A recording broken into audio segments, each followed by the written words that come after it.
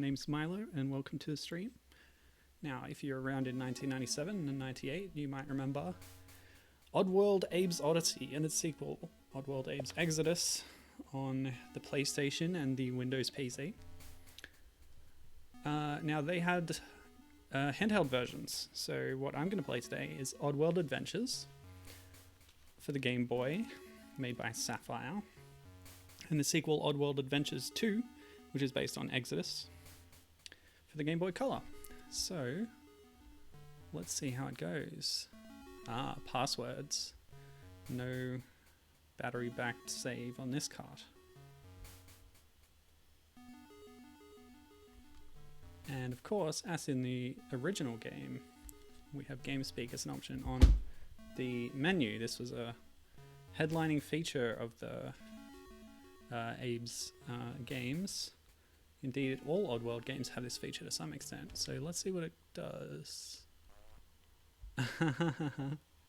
Now we can hear the little chippy sounds of how they've translated Abe's different... Okay. I remember that tune. So it's just whistling, farting, and... What is that? Is that representing hello? The left? It has different tones. Wonder if you can hear that. Let me know if you want me to turn it up or anything. Midna! No! Midna! Midna! You're not to go down there. Kitty. Good kitty. Okay. Cat emergency averted. Okay. Love that whistle sound. Alright, let's begin. Because I really am not sure. Midna! No! Stop! Don't be naughty. Okay, here's Big Face. Okay, yes, alright, let me warm up my Abe voice. Hello. No, that's wrong. I fell down a cliff and smashed my head when some Big Face appeared and said I was dead. Our land was changing, was imbalanced at best. He told me my fate was to rescue the rest. For paramites and scrabs had been sacred once, but that was before Rupture Farms turned them into lunch. They misspelled Rupture Farms, by the way. They live in temples, that's where they still nest, and facing these creatures, that was my test. Okay, so we can already tell that they've skipped the first kind of act of the game where we escape from the factory. We've gone straight to the meeting with Big Face and the native Mudokons who are out in the wilderness and, or, you know, what the Gluckons would view as the wilderness, I'm sure. And yeah, we're getting to the point where we're building our forces to fight back against the Rupture Farms factories by contacting the ancient spiritual centers of Paramite and Scrab, population in the temples. So that's pretty interesting. Big cut back there. But yeah, I love the little Abe sprite here. I love the size of the game screen that lets us see so much, even though we're in the Game Boy. And since we are in the Game Boy, we can shift the palettes. So obviously the monochrome palette's very boring. The pea soup one's a bit eye strainy. This one's pretty good. This is like a Game Boy Pocket kind of thing with a bit more variance in the shade. Yeah, it's a bit garish. Similar. Oh, that's really not good, is it? Yeah, I do like the pink and dark teal. It's one of my faves. Okay, orange and dark orange. Or red? I don't know. Pink? This one is kind of sepia toned, if this was an old movie. Green Abe, red tree. This one where Abe is blue, Abe is actually blue in the game, so that's probably the closest so far. Yellow and bright red. This is always a good one. Trans Pride default palette with the pastel pink and blue. Love it. Inverted colors is a good novelty too, but yeah, this one looks to be the best because of the blue coloring for Abe, as is standard. Oh boy. Okay. Getting a grip on the controls here. Gibbon says, it never occurred to me to play with Super Game Boy palettes, lol. Yeah. Oh yes, of course, the sacks holding some food. And yeah, the only instruction I have at the moment is feed paramites, which is good that it's right there on screen. So let me see. A? Okay, so I've fed the paramite. B is jump, and you combine that you combine that with directions to do long jumps and such. So that's not dissimilar to the original. Might have to get the food again. Okay. What? I didn't pick it up? You have to crouch on it just right. That's the key. Oh, it's tricky. Yeah, so Abe's Oddysee. Really cool little game. 1997 on the PlayStation and Windows, as I said. That's right, we pulled the rope. Sneak. How do I sneak again? Not like that. Yeah. I think rolling might do. Oh, really? Alright. I'm going to use the rewinding and stuff. The long play for this is half an hour only, but it might take me a little longer because I'm not that good. Nope. Is it select? I don't know. Oh! There's a little digitized voice sample of Abe going like, eh. I don't know if you can hear it. Let me know if you want me to turn it up, but... Oh, nice pause screen. Okay, so maybe holding B and then... Nope. There's got to be some way to walk slowly, right? Just tapping it moved me across like that. Sneak. If I hold A, what happens? If I press A, he grabs the rope and that wakes up the slog, I think. Is the Slig's dog. What other buttons do I have? Down. Up? Nah, I've used those to move the rope. I guess I need to read the manual. What else can I do? Hold B. Nope. Alright. Let's do this and roll. Okay. Don't need to sneak if you can roll fast enough. There you go, we made it. May have to consult the manual again later. Select. Okay, so we chant, yeah. Select is chant. And having chanted and and channeled my psychic powers, Abe was able to take control of the Slig and then possess it to do Abe's bidding. Okay, now these wells, you can jump into them. Or not. I guess I need to find a lever first. Oh yeah, the bombs, right. I blew up. And yeah, it's good to notice that the particles that come off when you die do turn into bats. This is consistent. It's these little touches. Alright. I think I just threw my food and destroyed the mine. These are really quick rocks. So, the reason I'm playing this today is that for our monthly retro game club, Gibbon picked Abe's Oddysee, which is a classic game, really good stuff. But I've played and finished it in the last 10 years, so I was like, yeah, that's boring. So I chose to play the Game Boy version instead, and that's why I'm doing it here on stream. Need password, okay. Okay, so I pulled the lever, that should fix something back there. And then you have the right chant to hit the bells in the right order, which opens that door. Yep, I remember this from the original game. I don't know how closely the screens here are like following the original because I don't remember it that well. So, you know, fool me. Foolish of me. But yeah, I do remember like a lot of these mechanics being similar and okay. And yeah, they've actually done a really good job of translating things to the Game Boy as far as I can tell so far. So I'm impressed.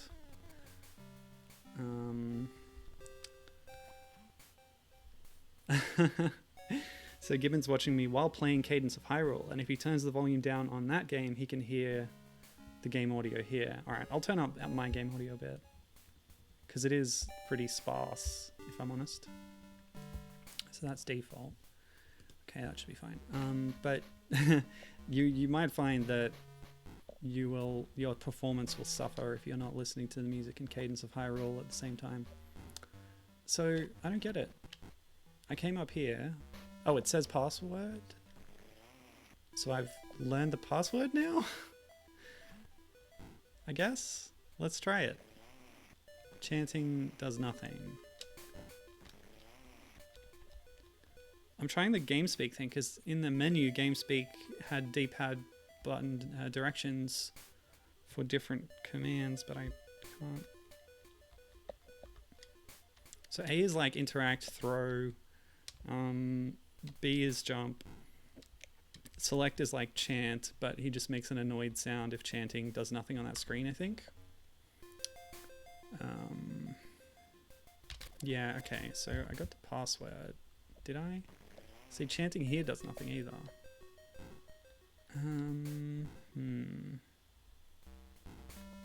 It's... This is a little obscure. Anyway, Life Force is here too. Good to see you, buddy. So is Abe not a slave in this version? And pointing out there's a touchpad. On the Game Boy? Touchpad. Are you fooling me? What are you talking about? But yeah, this game started out directly with meeting Big Face after the escape from the factory, which sort of implies that in this version of the story, Abe wasn't a slave. Maybe just started there.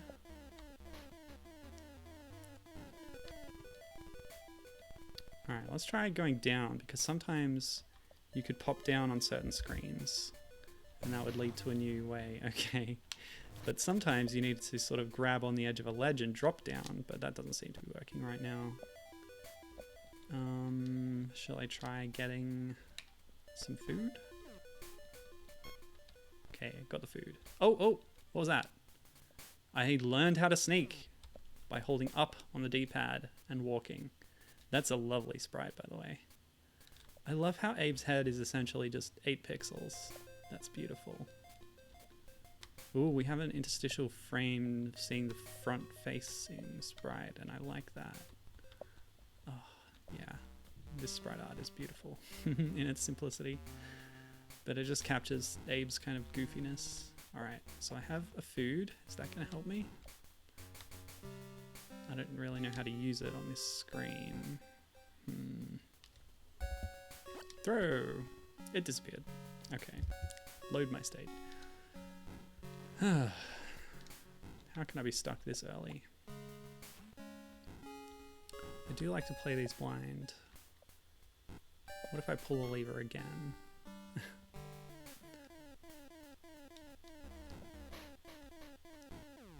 Okay.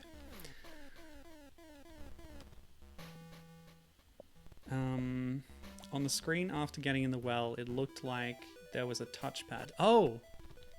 Oh! Like a button. I know what you mean. I remember these now. Yeah, okay. Yes, sorry. Good call. Gosh, it just looked like a background element that was just randomly there, but you're totally right. Thanks for the tip. Maybe I really should have played the game recently, eh? Oh well. Okay. So it doesn't make me enter the code, but now that I have the code, it just does it. Okay, our temples have grown dark. Ignite the holy fires by throwing flintlock switches. Only when all flintlocks are fired will you be admitted to the temple initiation ceremony. This font's a little hard to read. I don't remember Big Face talking. I think it was all done through Abe's narration. Alright, so yeah, this is the challenge room portion. We're in a temple, and we can pick one of the many doors, but we have to do them all to progress. And there's little, puzzle rooms. Okay, so this is where enemy behavior comes into it. As in the original game, there's a lot of, you need to, at some point, sort of memorize the layouts of rooms to redo them because they're quite difficult and you die easily. But enemy behavior is something that you need to learn to interact with. So paramites tend to run away from you unless you back them up and there's 2 of them, and if there's 2, then they band together and have the courage to take you on and attack you, or if you back them into a corner as well, I think is the case. Life Force says, to be honest, I was only half confident that was a touchpad since it just kind of looked like nothing. I agree, that's what fooled me. Alright, so what happens with this one? Yeah, if I get too close. Alright, so I need to find a way to... Well, there was a lever there. Oh, okay. Yeah, it was threatening me and then attacked. Yeah. Cool. So, what shall I do? The other one... Yeah, I can go down here. Okay, I fell, but I survived, and now I just need to get back. Yeah, it'll run away from me. Cool stuff. Yeah, this is the kind of thing that you just sort of have to figure out on your own, I guess. So I still can't get to that touchpad. Here's some bombs. You do need to be very careful of those, but in the original, it's like they flash red and green, and if you tap them when they're green, then you deactivate them. Pressing A makes this small motion here, but I think that's only for throwing items in this game, in this version. Okay, so not that. I'm just trying to see if I can make this jump. Not quite. The bombs are pretty sensitive, I think. But there is something up there hanging off the that chandelier or whatever. So maybe if I throw something at that, it'll knock it down and blow up the bombs. So, oh, it's another Madokin. Hello. Gamespeak. How do I do that again? Oh, okay. So pressing select here takes you into a separate screen. Now it was to the left for hello, I think. No, that was wrong. Oh, it did a whistle? No?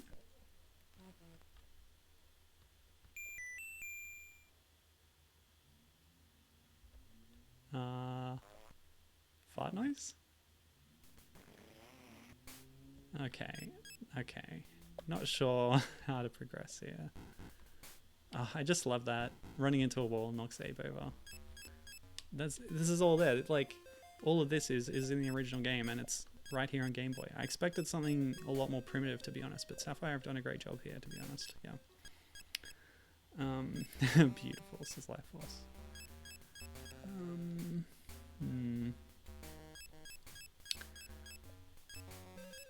Goodness me. Okay.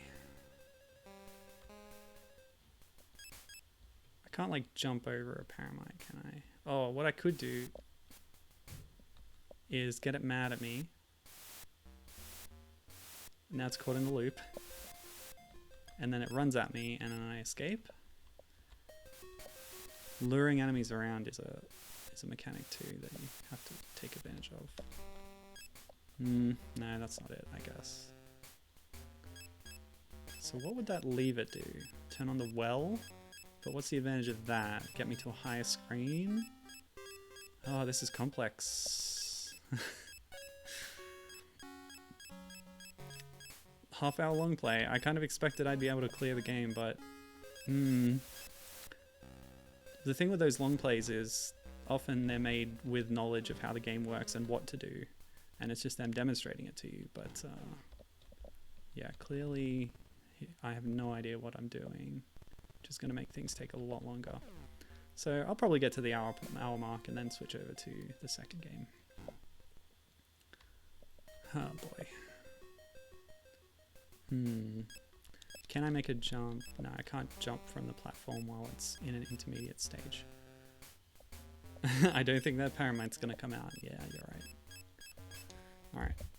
Let's try jumping over this again. That might work. Abe's jump is always impressively high. I might be able to throw from there if I had something to throw. It's got to be something to do with this guy, surely. Hello. There was no discernible sound when the other one made that face. That seemed negative to me, but the only positive interaction I had was this top whistle. Pressing up on the D-pad. And then... do it again? Do it again? 3 times in a row is bad. Okay, so 2 times. and then down, and down again.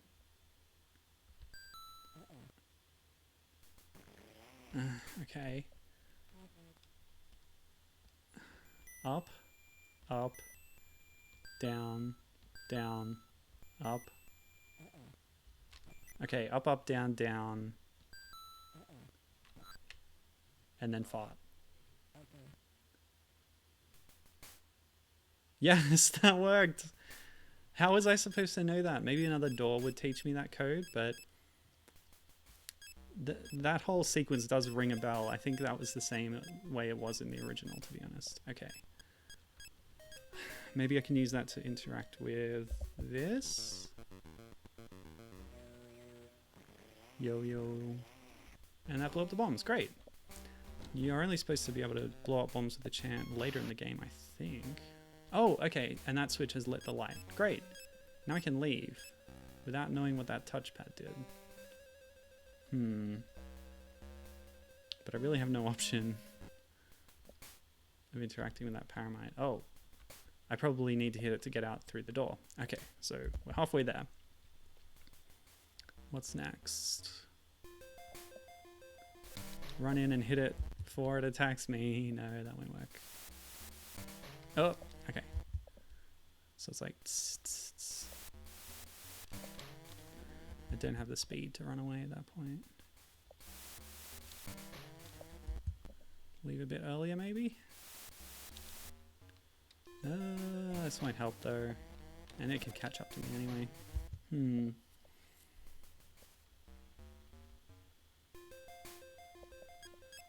Okay, well I solved that. Maybe I'll talk to the Medukkum again.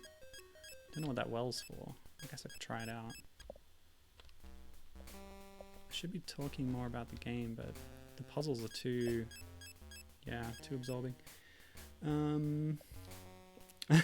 Life Force feels like I sequence broke a bit there. Given says, a cinematic platformer on Game Boy is impressive. Indeed, I'm really stoked with this. The touchpad probably told you the password to give that to that Medukkum to get the chant power. You're probably right. In which case I kind of guessed it by brute forcing the solution. But I still need to do something else to get out of here. And I can't... I don't know how I would... Oh, I know. What if I lure the Paramite over here, and then I go through here? Wait, how did I get rid of that one before?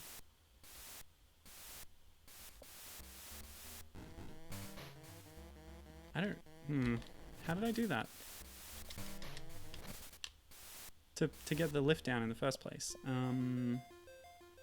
Because I'm thinking if I can move the lift again when the Paramite is over there. No, but wouldn't it be stuck on the edge of the gap like that? I wonder if I can... they're deadly, those things. Okay. Nope. I wonder if there's another screen down below that screen. But I can't actually get over there. How did I do this before?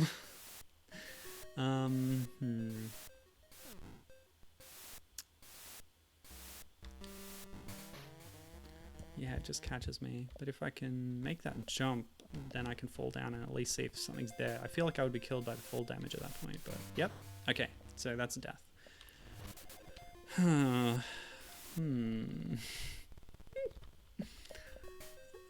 do you feel like having the entire stream be stuck in one room?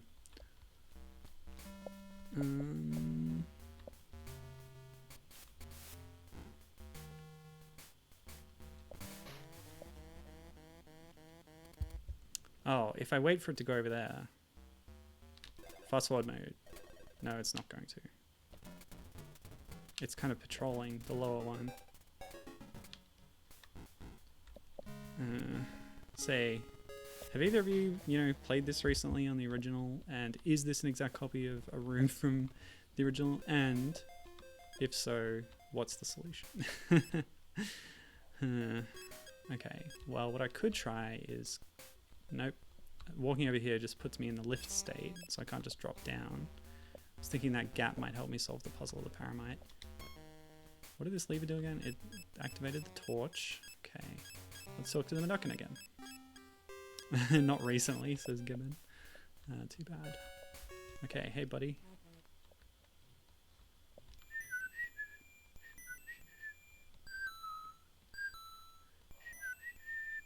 Burp. Oh, wrong sequence. What was it? Up, up, down, down, fart, I think.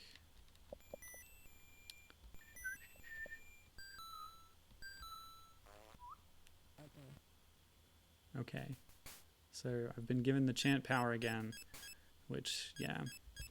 So my psionic abilities through chanting are amplified when combined with the powers of other Meducans.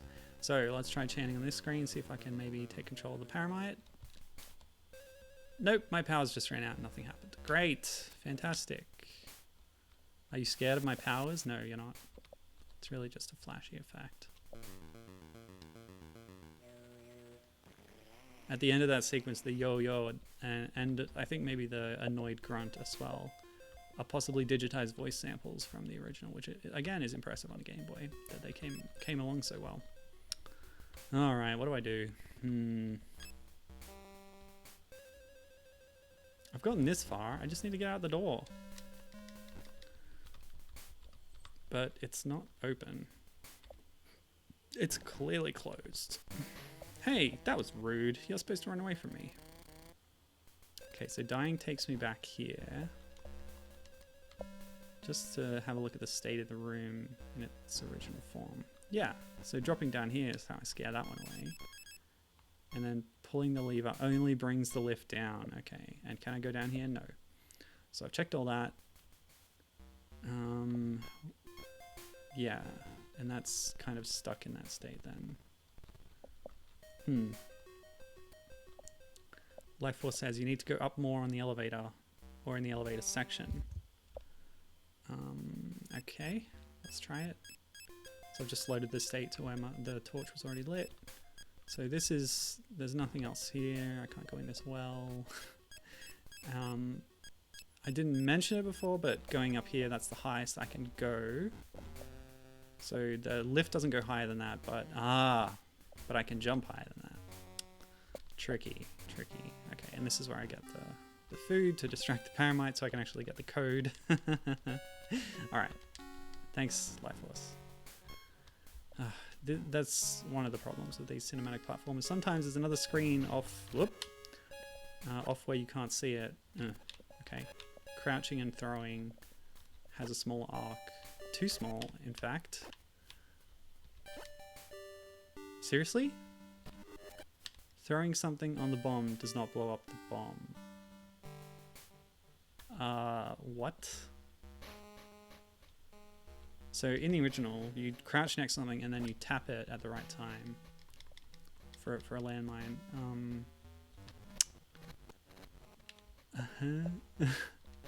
Jump. The jump is not long enough. You should be able to get over 2 or even 3 bombs if they're right close to each other in the original. Hey, Kokoro Genso is here, or Gen, saying, oh hey, I've never seen this game. Have you seen Abe's Oddysee on the PlayStation or Windows or even DOS? Have you seen Oddworld New and Tasty, which is a remake of that was released on pretty much every platform except probably Xbox because Law & Mining has a huge feud with them now. Yes, you have. Good. Well, this is the demake version on the Game Boy, officially released in 1998. Gen owns New and Tasty and still got to get back to it. Yeah, Life Force says that's the solution to all the problems, is just to jump on random screens to get higher. I honestly don't know if meat destroys mines in the original either. I feel like it does, but often I remember using rocks to do it, but yeah, I don't know. And Stranger's Wrath too. Oh yeah, the power, of course. I'm so glad I have this brains trust here who's actually willing to humour my ignorance. Okay, so whistle up, whistle down, fart. Nope, I pressed the wrong button for fart. Down, down, fart. Beautiful. That's what amuses them. Got to get the right code to show you're one of them, I guess. Oh yeah, and you need to be facing the right way. So, shall I talk about cinematic platforms? Should I talk about the Oddworld series? There's so much to cover. Should I talk about Sapphire? Let's start with cinematic platformers, because that's how you get to Abe's Oddysee in the first place. So Prince of Persia was hugely influential on the Apple II, and it was ported to basically every platform in existence. Jordan Mechner's masterpiece. Okay, this well is active now thanks to... okay, now I get up here. Oh boy, see, this is where you see the behavior of the Paramites. Two of them are emboldened to attack you. But first I should hit that touchpad since I have the food. And Prince of Persia was interesting. There were platforms at the time, but it was much more realistic. So what does this do? Yeah, it's teaching me the code. So I should have gone up to get the food, then come back down, you get the code, and then you can do everything else in the level. But maybe if I take some food up there, I'll be able to distract those Paramites. Yeah. So, yeah, Prince of Persia, unlike other platformers, the prince moves like a real human. And this comes down to the graphics as well, with the rotoscoped sprites, which helped that sort of feeling of it all being quite realistic. It's very grid-based. Your jumps take you certain lengths.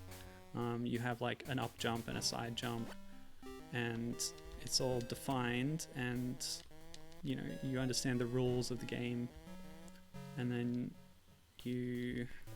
yeah, it's all very puzzly and intricate, labyrinthine, and yeah, so there were a lot of games that tried to do a Prince of Persia type thing afterwards. Whew, so we cleared that room. Yes, if there's time, maybe at the end of the stream, I'll show a little bit of the Game Boy Advance version of Munch's Oddysee as well, but I'll focus on the two Abe games to start with. And as Gibbon says, it's a shame they never did a handheld version of Stranger's Wrath, because yeah, there's basically 4 games in the series as it exists, and then they're getting remade now for some reason, and they've had a bunch of ports, and 3 of them had handheld versions, but not Stranger's Wrath. Might have been interesting on the DS or something, but yeah, you would have had to sacrifice a lot of the looks of the game, I think. Anyway, oh, there's a slig, and it shot me with its gun. Great. So sligs are the muscle of the Glockens, who are the sort of 1% factory owners, and we can avoid them with some tricky movement. So what's this bat telling me? Chanting does nothing. I should be able to chant to possess them, but if you are not careful about it, they will shoot you before you're able to do that. There's no lives or anything, it'll just put you back, so that's handy, but you do have to redo basically the whole chamber at that point. So if I can lure one along here, yeah. But I started the room and one was in the room, and if I'm on a different plane to them, I can possess them without being shot at. Yeah, that doesn't count.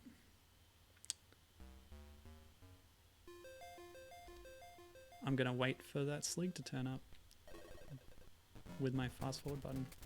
Anyway, yeah, cinematic platformers. I wasn't familiar with them when I first played this, so when I later saw things like Flashback, The Quest for Identity, I thought, oh, it's an Abe's Oddysee clone. But then I looked it up, no, it came before.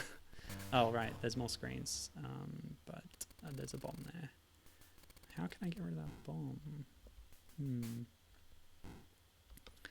So yeah, this was the first, like, platformer of this style that I'd ever experienced, but it has a long history. Things like Another World by Eric Chahi and Flashback by the same company, Delphine. Oops.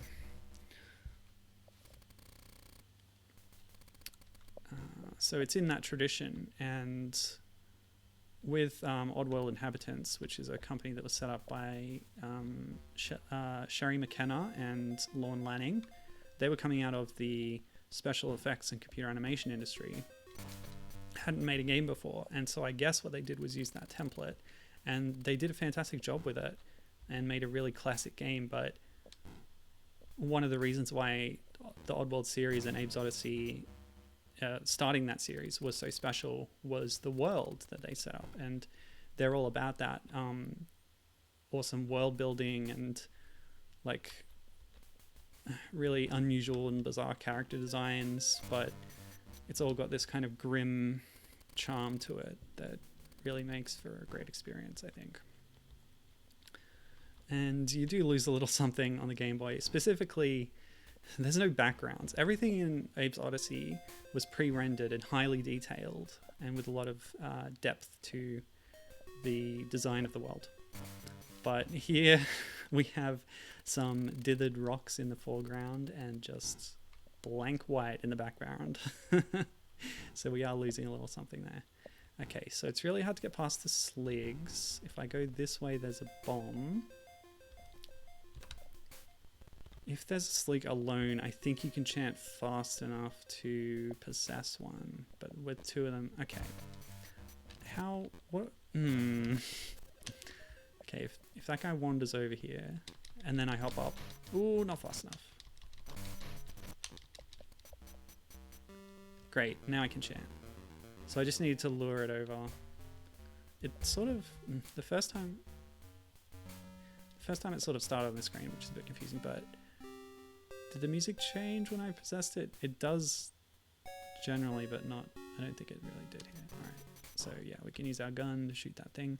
Maybe we can get over here and explode that bomb. No, I can't get through that narrow passage. So what we're gonna do, there's two ways to kill a slig once you, well, you can lead it into a trap, you can keep chanting and then its head explodes, or you can just walk off an edge. It's gone. And then you're back as Abe. This is a really cool mechanic of the original game that was a lot of fun to play around with and to solve puzzles with. And let's not forget grabbing a food because we might need it later. Oh, okay. So that's telling me that I can actually go down there. No, it's not. That was a trap. Great. Whatever. That's fine. Okay, so what does this bat mean? Doesn't that mean that you can create a portal on this screen by chanting? No, that's like a ring of bats, right? I never knew if they were bats or birds. It was a bit hard to make out originally. Oh, the sneaking, yeah. I know how to sneak. Let's just back up. I've learned now. And now I've learned the password for those bells. Okay, sneakily turn to the side. Okay, can't do that. I can't sneak from this position because if I press up, I interact with the touchpad. Yep, that sucks. That is really rough. Food. Nope. The slug is not distracted by the food. What's the deal? I shouldn't have hit the button, I guess. Yeah, I'll just back up to before I hit the button. But I still need to hit it once at some point to remember the password. So if I throw the... No, that just wakes it up. I'll save state here. Okay, so if I sneak up next to it, and then... Yeah, I know, but holding up immediately causes you to interact. That's really tricky. Oh man, maybe I don't need the lever right now, but I do because I can't get past the bomb otherwise. I don't actually know what the lever does, but I assume it's something to help me. If I just keep walking, okay, oh, okay, that works. So if I go here, pull the lever, okay, so that works. Pulling the lever even doesn't wake up the slug. And then I come and interact, and it's still asleep. Lovely. Just got to do it in the right order. Oh, but now I can't move again without waking it up. But then I can just run past and jump over this. Nope, that didn't work either. Because the rock killed me. Huh.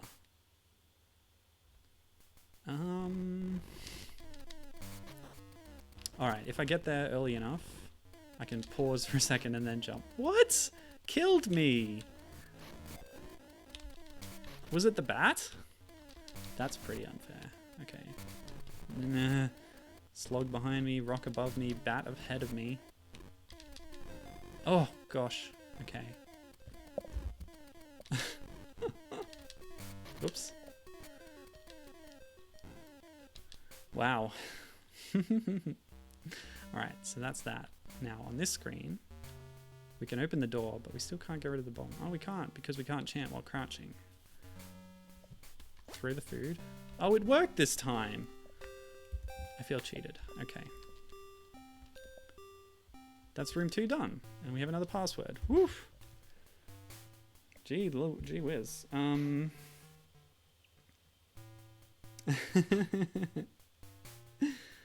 Life Force says, this game is such a ripoff of Karateka and other cinematic platformers here.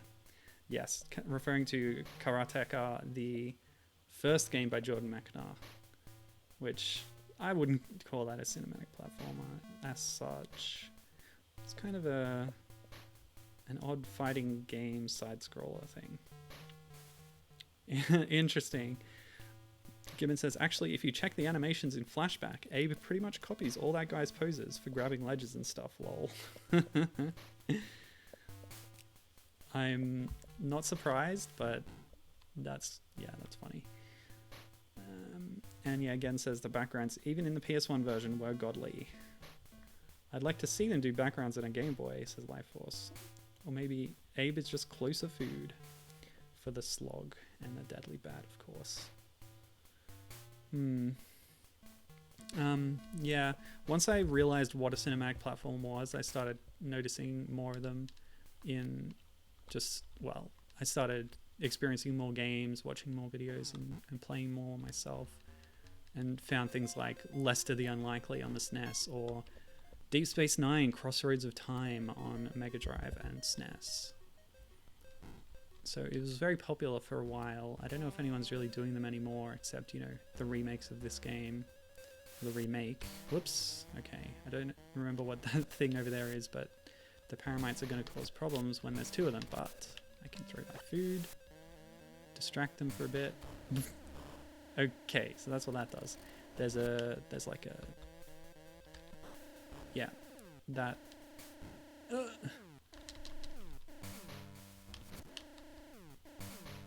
Even that fall kills me? Can I just drop? Yes. Okay. So I've dealt with the 2 Paramites, that means. There was like a switch on the ground that released the blade or whatever that was. I don't recall that trap from the original. All of us are going from memory here and we're not very good at it apparently. Okay, give me more food just in case. I don't know what that was in aid of though, because yes, I got rid of the Paramites and the trap, but there's actually nothing over here to get. Oh well. So yeah, it was this environment that they came into with Oddworld inhabitants. The music does change when there's something dangerous around. That's cool. Nice trap. But I don't actually have the password yet, do I? No, so must have been left from that beginning screen. I'm glad I'm not getting as stuck in these other rooms as I did with the first one. But as you can see, there's sometimes pretty intricate puzzles in this game, and that's in keeping with the original too. So yeah, Oddworld inhabitants, their original plan for the Oddworld universe was to have 5 games, the pentalogy as they called it. And Abe's Oddysee was the first installment. The follow-up, Abe's Exoddus, was sort of kind of an expansion pack in a way that's kind of reductive, but it's a whole new game in a similar engine.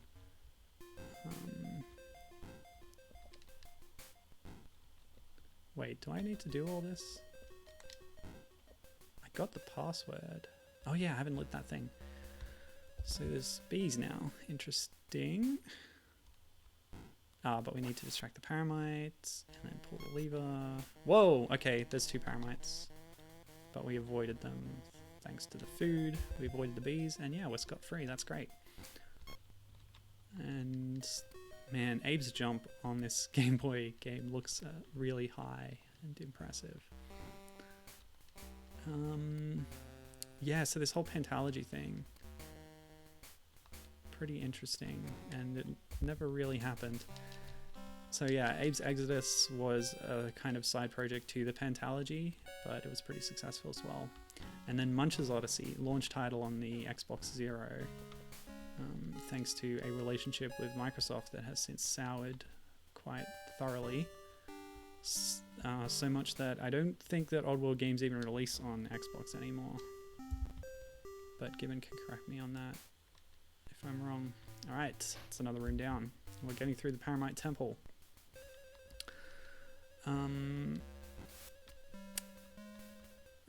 What was I saying? Yeah, so Munch's Oddysee, it's a 3D platformer, and it's the third Oddworld game and the second of the supposed pentalogy.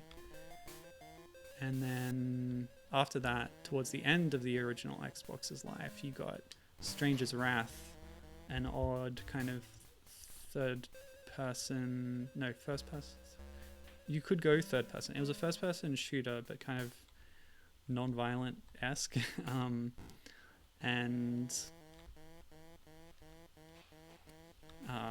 Yeah, it was a really interesting game in that world, but it's supposedly not part of this pentalogy either. So really, they're only 2/5 of the way in. Although I think New and Tasty had something that was originally supposed to be in the pentalogy as DLC or something. I'm not really sure about it. Okay, we're gonna need a lot of food for all these Paramites. But yeah, those plans fell through. The Oddworld series has had lots of failed or cancelled installments and projects that never happened for whatever reason. Okay.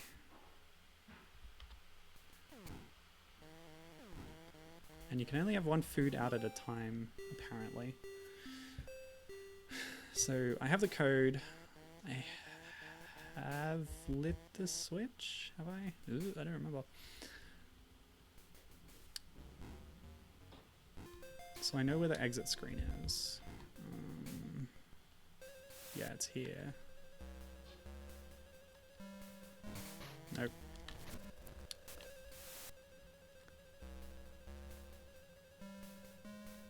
Okay, it's there, so I have to go through the well to get it, but how do I activate the well? And why did that Paramite immediately attack me? I guess it's because I'm here.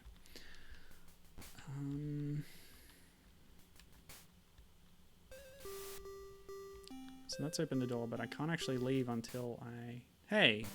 There was a food there. I guess when they're chasing you, they've got your scent. They won't stop. Alright, did I cover that? The 5 installments. Let's check chat. Gibbon says, Oddworld Adventures 2 has backgrounds. Indeed, I was aware of this, and we will see it later in the stream. It's on the Game Boy Advance. Sorry, it's on the Game Boy Color, though, as he points out. And Gibbon saying, actually, that he would classify Conker's Bad Fur Day as a 3D cinematic platformer. That's interesting. That's a cool perspective. Yeah. Oh, well, I already did that. So I have that code. I've used it even.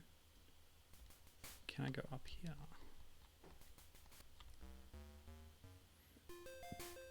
I looked up a list of cinematic platformers. Oopsie.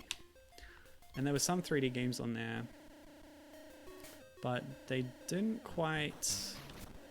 Yeah, I wasn't sure about it because one feature that I think is pretty key to cinematic platformers is the whole grid-based movement thing, how each step is one step, you know how high a jump is, how long a side jump is, and you're kind of moving on this tile-based like grid the whole time. What was that in aid of? Could I have trapped a Paramite? Doesn't seem like it. And yeah, in 3D games that's not as much of a factor. But yeah, there's certainly some out there that people have classified as such. Oh, okay. So you can't do that. Can I go up? Apparently not.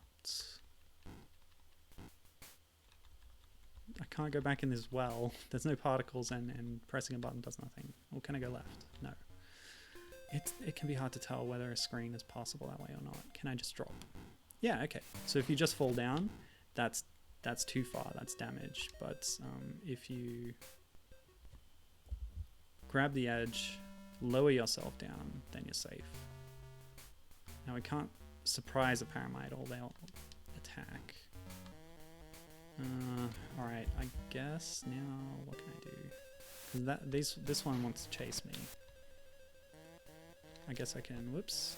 Oh, that worked. Great. And now quickly open that and we're free. That's another one down. This feels good to really master these rooms. Although I'm definitely not mastering them, but I'm at least clearing them. Yeah, I can't remember any of the ones that were listed as 3D ones on that list that I found, but yeah. It's interesting. It's an interesting point where the platforming isn't really the... Like, it's still part of the game. It's still the main challenge in a way. But it's a lot more prescribed, I guess. In that sense, Bad Fur Day is more cinematic than something like Banjo.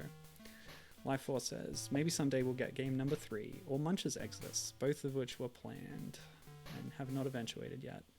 And yes, Gibbon confirms no recent Xbox releases after Stranger's Wrath. And Life Force mentions the Alf DLC for New and Tasty. See, this is one of the things that I thought was like Alf's journey, Alf's exit, Alf's Odyssey is one of the ideas they had, but I don't remember. Oh. So this drops a... No? Then why did that drop? Alright, so yeah. We've got to figure out all the interactions in this room, you know. That's how it goes. I don't think these are actually trigger switches there. But maybe they are. Well, this is a bit more simple.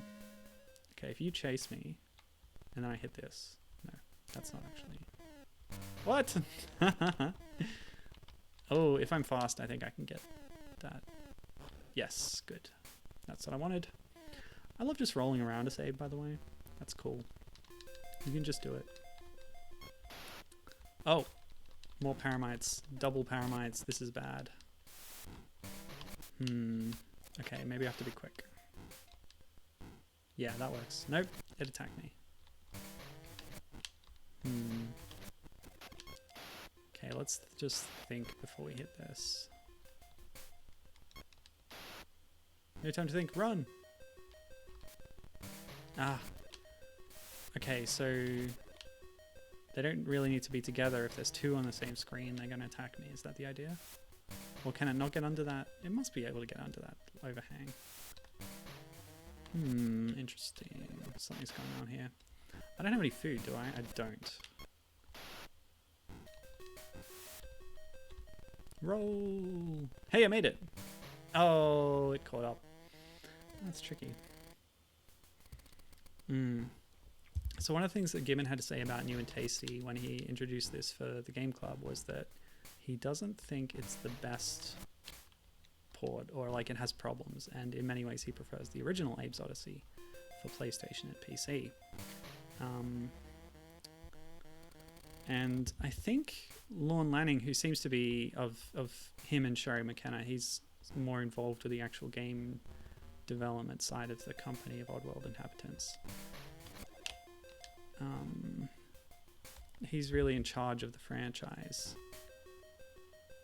in terms of the practicalities of it, as far as I can tell. I'm not sure what Sherry McKenna's role is, actually. But yeah, there was a little note on the, I guess it was the Wikipedia article for Oddworld Inhabitants, that Just Add Water, who were the ones behind the HD ports of Munch and Stranger, and they did New and Tasty, which was a ground-up remake of Abe's Oddysee. They're no longer working on the franchise, and nobody really knows why, but it could be that Lorne agrees with Gibbon that they could have done a better job on New and Tasty, and hence Oddworld Inhabitants built their own in-house team to work on the follow-up, which is Oddworld Soulstorm, a remake in the same vein as New and Tasty of Abe's Exoddus, the second game. Although I guess not exactly the same, because it's going to be enhanced a bit and have other things that were supposed to be in Exoddus but weren't. Sort of an enhanced remake with extra stuff. I don't really know. Okay, cool. So that's everything we should need, right? We've lit the fire. We've got the code. But that door's actually open. And that's the door I came through. But why can't I go out that door? I don't know. Whatever. What? Hang on a sec. Well, this is a weird situation. There's 3 doors and they all lead to each other. Didn't I light that? Did I die and not... Alright. What am I doing? The Paramite's back. Okay, rewind. Okay, so I've opened the door. I just need to hit that fire. And then work out how to escape that room. Yeah, I think I restarted the room and didn't think about how I should have actually done the things that I was supposed to do. Crush. That's what happened last time. So now we're all good to go. I just need to find a way past those 2 Paramites that suddenly appear. So my first instinct is just to go fast. So we'll see if that works. Hey, it did. Ha ha ha ha. Sometimes you can cheese this game. Oh boy. Cool. It's another one down. 1 more to go for this phase of the game. Let me see. Given says, entries they've talked about but never got made include Squeak's Oddysee, Munch's Exoddus, Sligstorm, The Brutal Ballad of Fangus Clot, Slave Circus, Hand of Odd, and a second Stranger game. He wouldn't be surprised to see Sligstorm as a DLC for Soulstorm. The Albino Slig is in the Alf DLC. I think that's what I was thinking of. Because the Albino Slig was supposed to be a protagonist of some other game. I don't know. Life Force is keen to pick up Soulstorm at some point when it comes to Steam. Which shouldn't be long. So that's a good segue to how I originally experienced the games. Because I played through Abe's Oddysee, as I said, in the last 10 years. Oh, the bat. Very rude. You're supposed to be my friend, Mr. Bat. Or Ms. Or whatever you are. Just gotta be faster, but not hit the rock. Easy. Why can't anybody do this easily? Seriously? Why? So rude.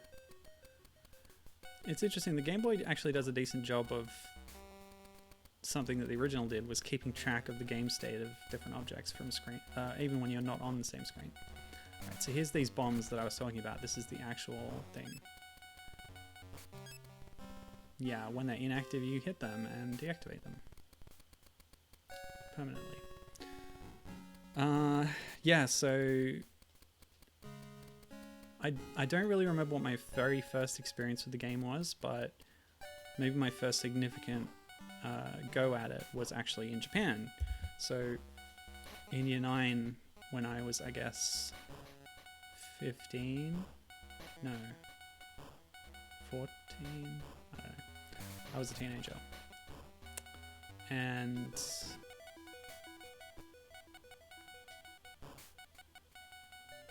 oh, okay. Something's off here. Oh, okay.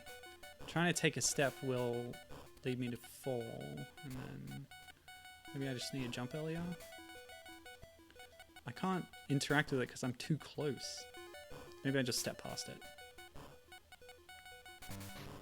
Oh. Okay, so you still can't step on them, but you can touch them if they're in the right phase. Anyway, so we went on this trip, and our school has a sister school in Sapporo in Hokkaido, and so we had this whole exchange student thing where for a week, there we go, got the positioning just right there. You know, they would visit, we would host them, we would visit, they would host us. So we stayed with the family for, no, it was just a few days, I think. And my host sister had a PlayStation at home. Oh, nuts. And yeah, they had Abe's Oddysee and a bunch of other cool games. although the only ones I remember were Abe's Oddysee and Final Fantasy VIII, which was very interesting. Haven't learned the code yet. All I remember about Final Fantasy VIII was that the opening FMV, like CGI cutscene, was really high fidelity, and it was incredibly jarring to go from that to in-game graphics. You might have seen the meme of, like, you're the best looking guy in the room, and it's Squall, who has an incredibly pixelated face, which does not look good at all. And yeah, comparing it to the cutscene graphics is really something. What? They're back? That's rude.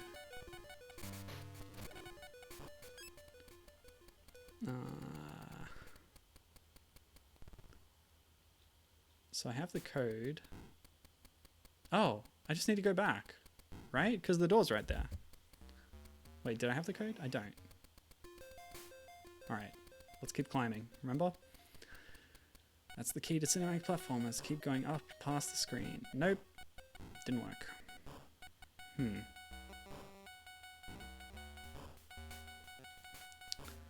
Well, there's a possibility it's over here. Ugh. Okay.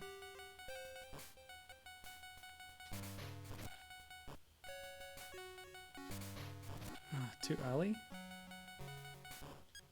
Okay. So I've lit the flame, and there's nothing up there. What if I jump over here? Aha! But it's Slog! It's awake. Alright. Oh no, I can sneak up on it. Okay. Yeah, like this. Yeah, so that's all I remember. We didn't play 8 for long, but I played this for a fair bit while I was there.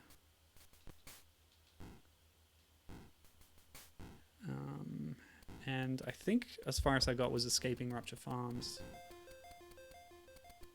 But yeah, it certainly is a game that makes a big impression on you. The Game Boy one, not as, you know, impactful an impression, but I think I've done a good job of translating it to the Game Boy. I think I've said that a few times already. And yeah, I forgot to actually use the code, so just rewind a bit here. Seriously. Evil bats. Okay, I assume that worked. The door's on a different screen to the Switch this time. The bells. Yeah, so I think it was after that back home I bought the game on Steam at some point and played through the whole thing on my computer. Back when I had a Windows PC, and now I have one again. How exciting.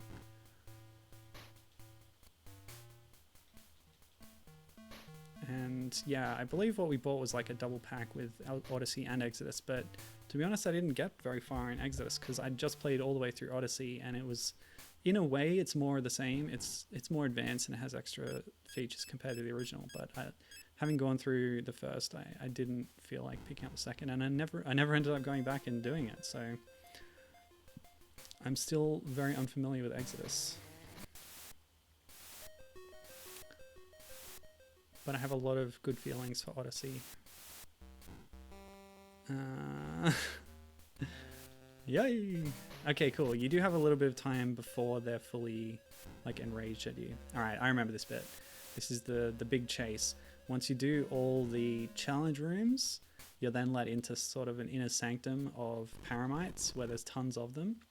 And it's kind of a fast-paced rollick through this really dangerous zone.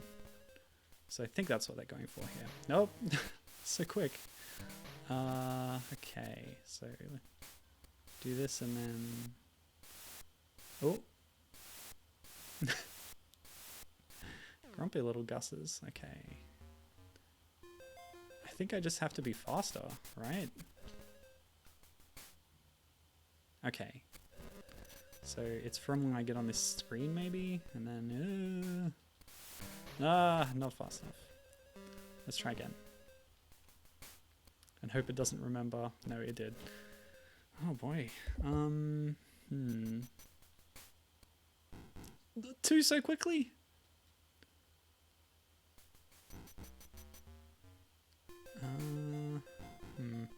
Alright, how is chat going? Just gonna think about this for a bit.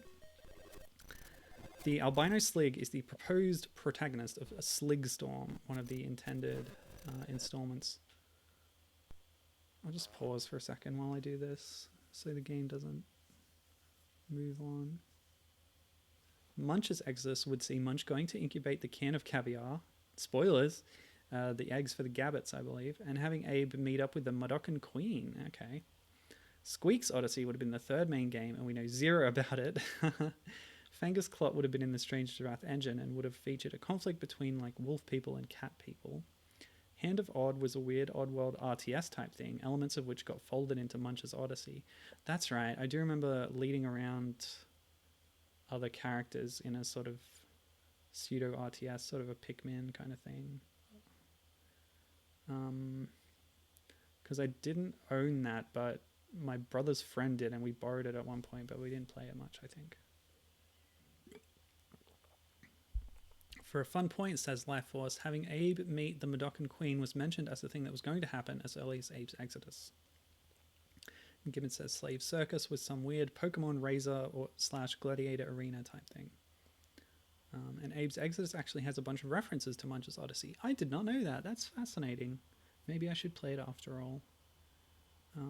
Gibbon says they used a bunch of stuff that didn't make it into Exoddus in Munch's Oddysee. That's interesting. See, that music has started when I first go onto that screen, so that might be the trigger. So if I'm quick enough... I hit the ceiling again.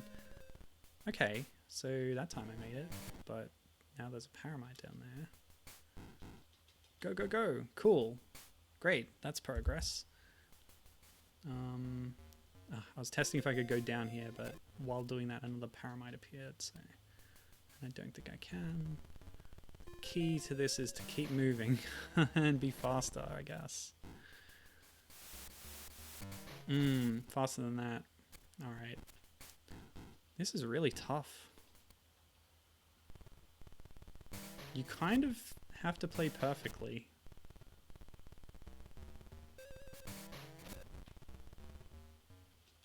Jump! Jump, yes. Ugh.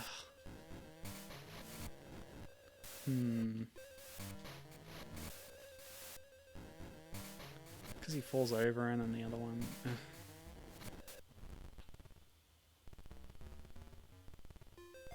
Okay, so now it's not aggressive, but now it is because it's cornered. Cool. Oh, thank goodness. Nah. Gotta do a standing jump. But you have to be standing still to do it. Otherwise you do a running jump. Seriously? I'm so close. Please. Please. Please, Abe. Ah, seriously. Oh, okay. Is this just luck? What's that other Paramite gonna do? Because then 3 of them are here. I can't exactly backtrack because then the other ones will attack me. Maybe if I'm just a little bit faster. Maybe if I sneak. I never tried sneaking with respect to Paramites. Where do I come back? Yeah, all the way back here. Wait, yeah, here, right? And then... Alright. Oh, surely this can't be too... impossible. Bit of a sprite error when there's too many on screen.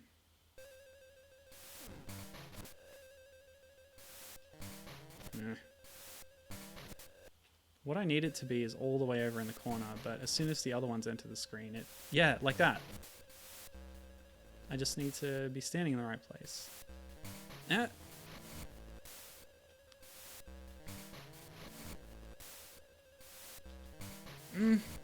I'm sure I can make this.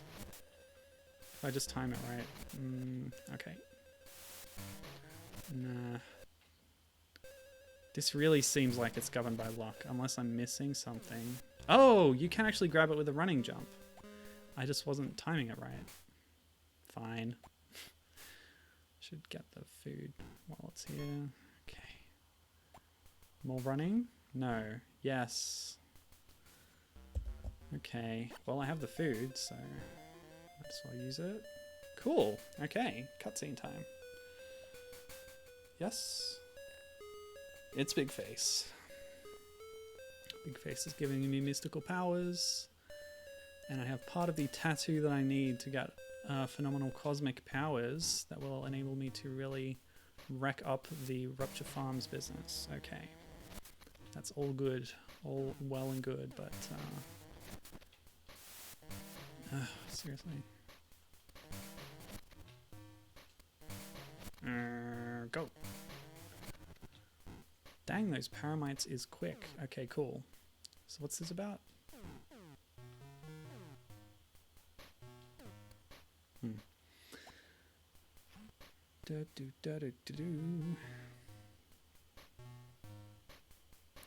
Right. Let me see here. Oh yeah, I should talk about Sapphire. So, Oddworld Inhabitants, of course, made the original games, all of them, all 4. But yeah, the remakes are usually handled by other companies, including the D-makes as well, which is sort of, you know, a term that should refer to something modern that's evoking original things. But sometimes it's helpful to use that for when like a handheld accompaniment game was put out, as in this case. Okay, if I knock that food down at the right time, that'll distract the paramite, but that won't actually give me a chance to get any. There's nothing else on this screen. Oh, rude. So I can knock that down.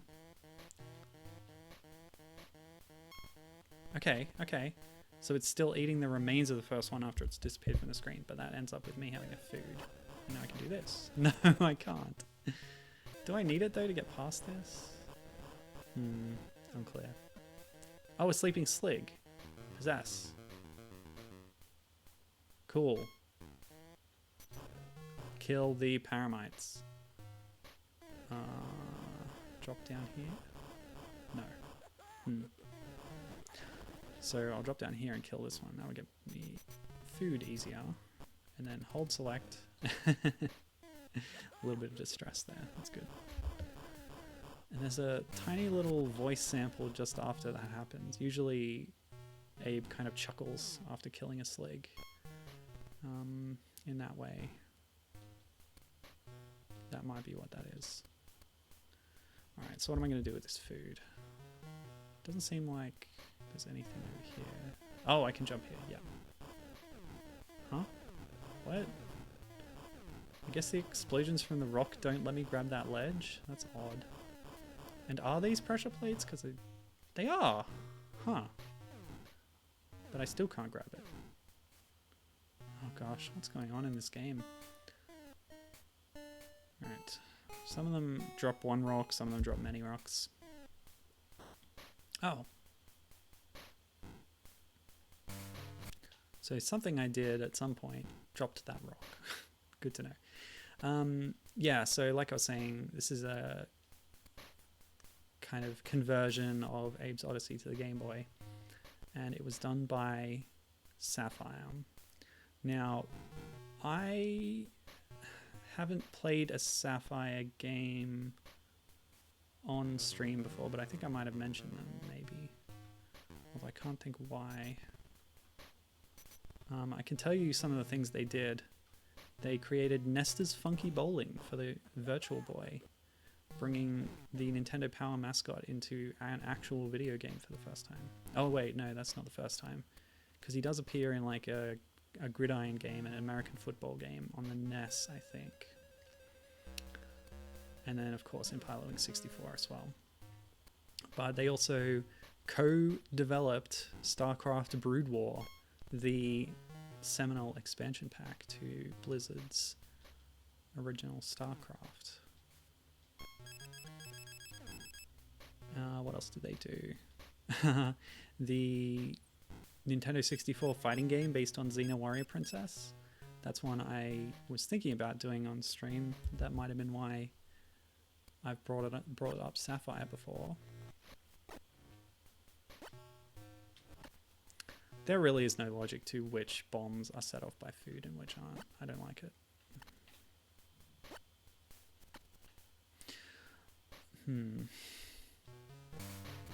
There's not enough headroom to jump. So other bombs have been gotten rid of by chanting. So maybe I have to get some chants happening. What about over here? Oh, different kind of bomb. What else did they do? They did... Oh, yeah. If you manage to grab a ledge, then you can actually circumvent fall damage, which is nice. More food, please.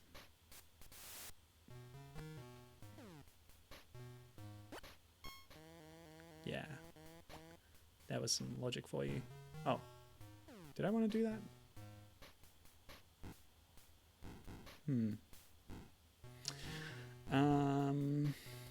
Yeah, let's see. They made the GBA accompaniment, again, of a different game, of the Hobbit game, which was on PS2 and GameCube and stuff.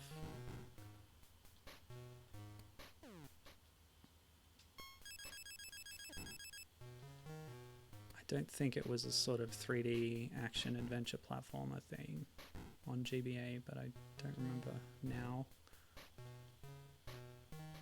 All those Lord of the Rings and Hobbit games at the time had a handheld version, not always in the same genre as the original. And they're all made by different people for the most part. I've actually brought up the Lord of the Rings handheld stuff before because there was a Harry Potter connection. So it would have been during the GBA Harry Potter stream.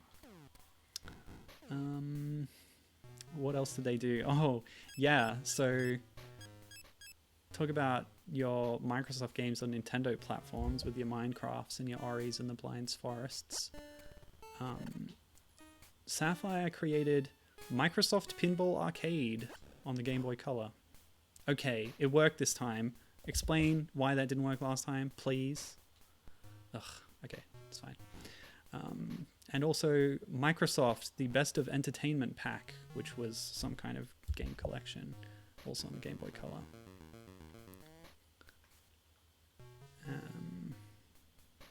Okay. Yeah, just possessed to get rid of it, I guess. Beta jump is really actually throwing me off. Maybe I can just swap that real quick. I'll show you what I do here. A can be square, B can be cross. And then my muscle memory will not be so thrown off. Okay, even though I've been playing now for, over an hour. I really should change games. I was hoping to get to a scrabbed part. We've seen a lot of Paramites so far. It shouldn't be long, surely. Yeah, I'll play for a bit longer, but I do want to try out Oddworld Adventures 2 and show you the differences. Ugh, I should be able to jump that, surely? Please? Abe's running jump is kind of wimpy in this game. In this version. There we go. It's all about timing it exactly right.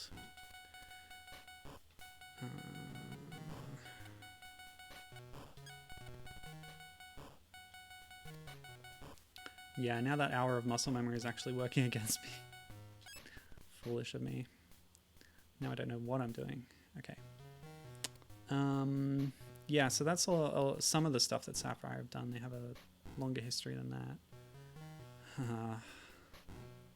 I got nothing to throw and no super chance. I don't know how to do this. That sucks that I haven't got to any scrabs. Paramites and scrabs, they mention them in the intro. Scrabs are the other native life form that are revered. Oh, okay. One of them blew up. Scrabs compared to Paramites, are larger, much larger. They sort of have 4 legs and a really tall body and powerful jaws and no arms. They're very strange looking, like everything in this world. But you sort of find out later that Paramites and Scrabs had one ancestor, or they can combine together to form a super powered creature of some kind, which then gives you its spiritual powers that let you do all sorts of crazy enchanting nonsense magic when you get back to the Return to Rupture Farm segment of the game. But yeah, learning the Scrab behavior is different to the Paramites is part of that segment. Like, compared to Paramites, they're dangerous when they're alone, but they'll sort of fight each other if there's 2 of them, if I recall right. Anyway. Oh, hang on a sec.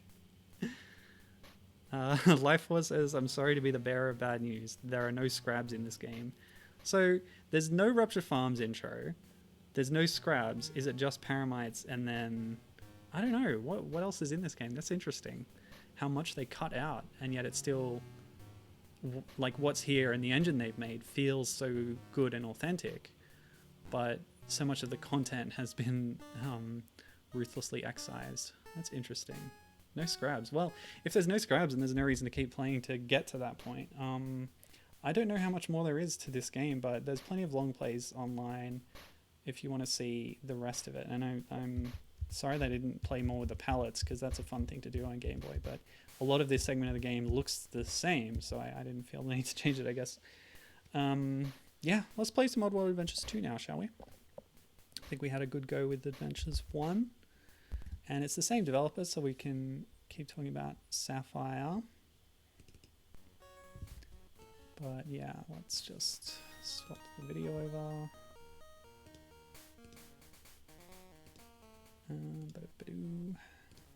Okay. Let's go. Oh, that font is just unreadable. Okay. Oh, color. Look at that. Beautiful. Same logos, same configuration. Same resolution, but here we are. We actually have a language select. We have a more advanced... Oh, I've swapped A and B now. Well, we'll wait till we're in the game to see if that affects things, but I do want to see what Gamespeak looks like in this version. Oh, yeah. We actually have all the commands here for interacting with other Mudokons. So, holding A and pressing a direction. Let's listen close now. Hello. Wait. Follow me. Follow me. Work. Follow me. The hello and follow me is something you'll hear a lot if you play these 2 games. Very iconic. Alright, let's see what Adventures 2 has in store for us.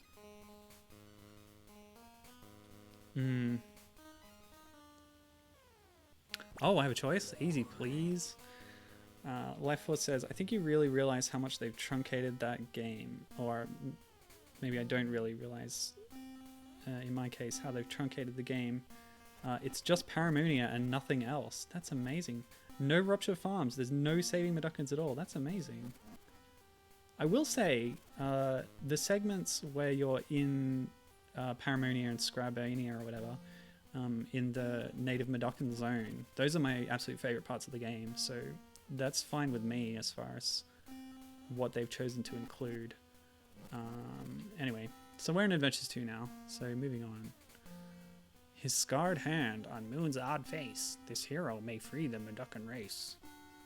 With skin of blue and spirit guides too, only he can save our bones from brew. But shall he fall to Gluckon yoke, Mudokon nation be doomed to croak. I don't remember if this is Big Face talking in this intro, or it's usually Abe. Abe's voice, by the way, and the Gamespeak voices too, are all done by Lorne Lanning himself. Necrom, yeah. So, alright, okay. Long ago, the Mudokons brought their dead here. That was before the Gluckons started stealing our bones.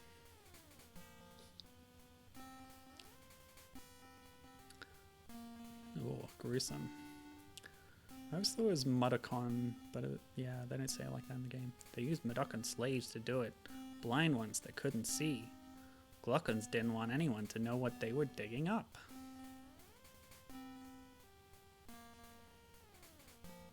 These are those spirit guides they talked about, the ancestral Mudokons. And so no one ever did, not until the spirits of those bones paid me a visit. Abe, you're the savior of the Mudokons, and you gotta help us. The Gluckons are digging up our bones. You gotta come to Necrom, Abe. Quickly. So the story of the first game that we didn't see much of was that the Gluckons are these corporate overlords who own a bunch of factories, and they were using Mudokons for slave labor, but also decided to turn them into food. And Abe had to free his fellow Mudokons before they became lunch. And in the second game, it's kind of similar. They're digging up the bones of Mudokons to turn them into a new drink called Soulstorm. And is that right? Soulstorm. And Abe is kind of being sent by the Mudokon leadership, I guess, who he's now living with, to again free Mudokons from the factory. But yeah, the setup's a little different. Alright, so yeah, this is a conversion of Abe's Exoddus to the Game Boy Color. It's called Oddworld Adventures 2. And right off the bat, we can notice a lot of differences here. Our sprite is much bigger, which I don't like for a number of reasons, but it does let you have more detail, which is cool. And yeah, full backgrounds. Get a wanted poster there. And gosh, so detailed. Overly detailed. Yeah, be careful what you wish for. Okay, so yeah, we have a full Gamespeak system here. Oh, yeah. B is still jump, by the way. And then instead of that interact button, it's now our Gamespeak button. So by holding it down, instead of going to a contextual menu, we're doing it all on the game screen here. Hello, hello. Follow me. Okay. So, hey, you should be following me. Come along now. Okay, and then work. And we both work at the same time. And that makes the door go. And then, as the screen is telling me, I hold select to chant, and that frees Mudokons. So here we go. We have saving Mudokons. We have the whole Gamespeak interaction. We have detailed backgrounds. So already, this seems like a much more fully featured and authentic Oddworld experience, doesn't it? Tap select to sneak by enemy. Okay, so they've changed that control. We're getting a bit more guidance on... Okay, yeah. The little slug things, they can attack you a few times. You have an invisible health meter. At least this is how it worked in the original. And you can take a few hits from things like that before you die. And I'm going to free these Mudokons. Yeah, baby. So sometimes there were like secret areas you could find in the original game. If you found certain bat portals like that, they would stay stable, and after you chanted, you could jump through them and then do a really hard challenge room and free more Mudokons. And the aim of the game was to free, you know, as many Mudokons as you could. By freeing a certain number, you got a good ending.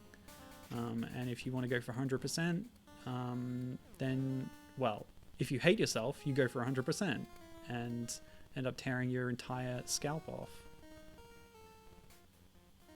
Because it's incredibly difficult and easy to miss things. As you progress through the game, there's sort of TV screens in the background that will... Okay, so...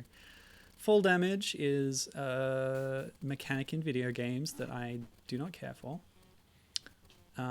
Yeah, so there were these video screens and they would tell you how many Mudokons are still there, how many had been saved, how many had died. And that's kind of a helpful feature, actually, if you are trying to rescue them all. So, what do I do now?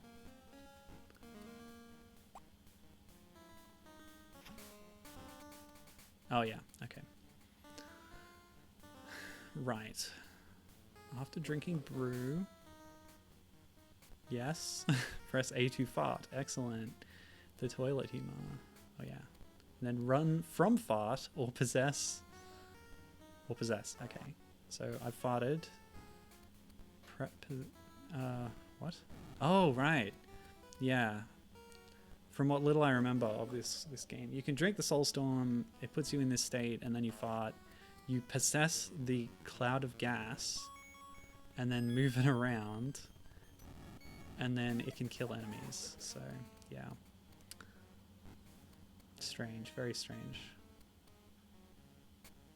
Oh, okay. They've adjusted the jumping controls. So, A to jump, or B to jump in this case, will always do a forward jump, and to do a standing upward jump, you just press up. That's actually simpler. I like that better, because then there's less chance of making a mistake with it.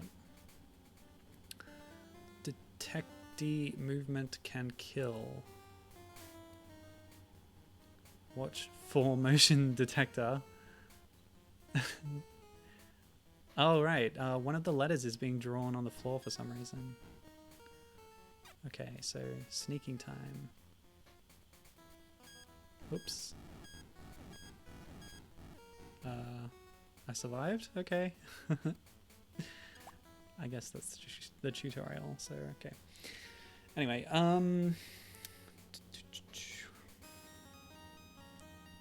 yes, and as Gibbon says, from the intro we can see that the slaves that the Mudokon slaves that the Glukkons are using to dig up the bones have had their eyes stitched over so they can't see what they're mining, otherwise they would refuse, I guess. The Glukkons are using our bones to make Soulstorm brew. You gotta shut it all down, Abe, and free our souls. Hence the XX faces. And the Soulstorm brew is addictive. It's an insidious feedback loop. So we're already seeing a new environment here, which is cool and impressive. We've gone from the factory floor of Soulstorm to more of the catacombs where the bones are being dug out, and it's like the ancient tombs of the Mudokons, and it's just full of bones. Well, that was friendly. What is this trying to tell me? Okay, so I can still use the interact button.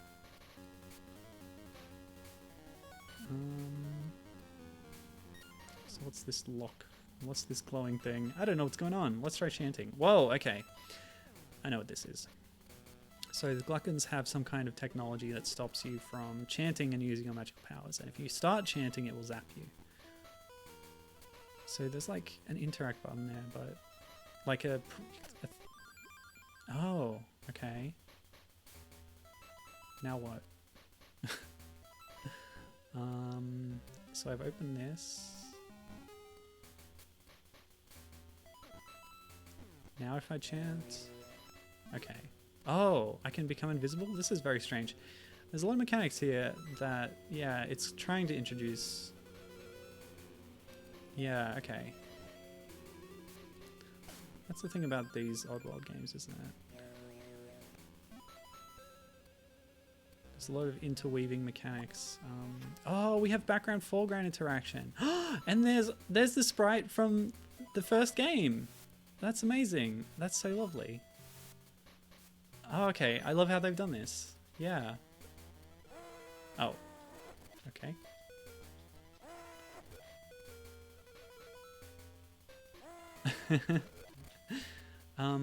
Yeah. All is forgiven. I was complaining about them using larger sprites, but they're using both. And the whole foreground background thing was definitely in the original games. What is it about that jump that I just can't make it? Does my invisibility need to last that long, perhaps? Let's try it.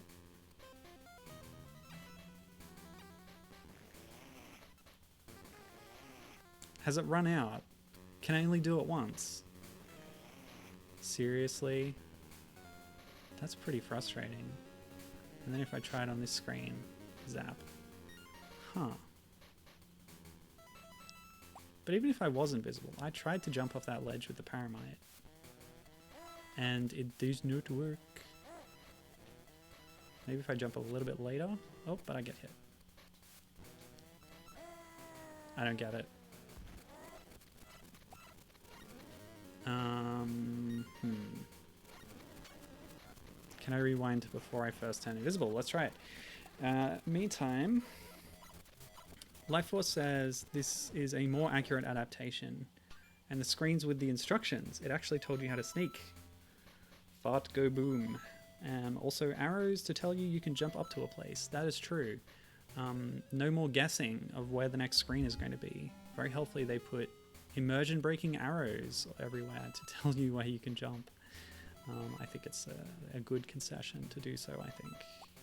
So like the originals, you maybe had a bit more like... Oh, I remember how they did it. There were parts where there were like small rocks falling down as if they were crumbling off a ledge that was above you.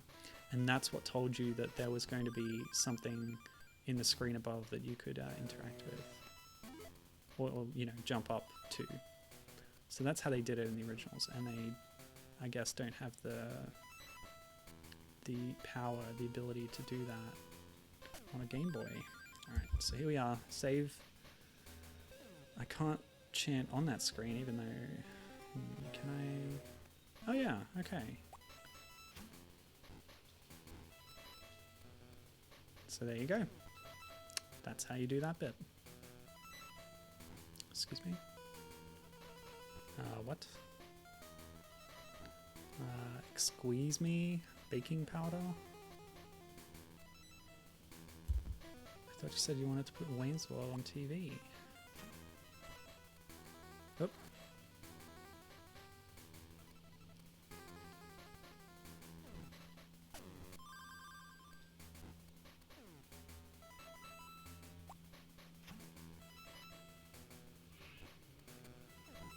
Oh, okay, and freeing them opens this door, freeing those pylons. But it also gives you a charge of invisibility? I don't know. I'm not sure what's going on in this game. But yeah, it's a cool game. With passwords. You know, I took so long on the first game, I don't feel like I can give this a proper go. The long play for Oddworld Adventures 2 takes a whole hour.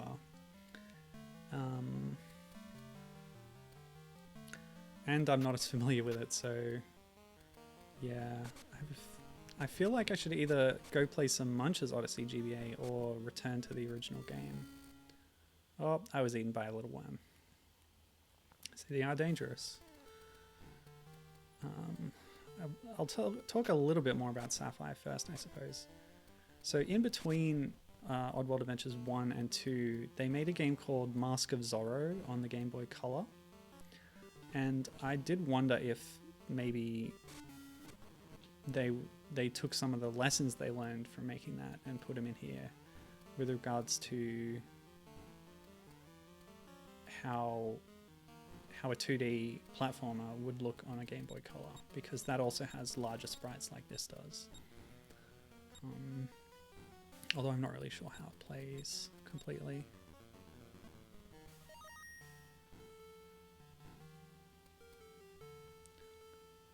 Let me see.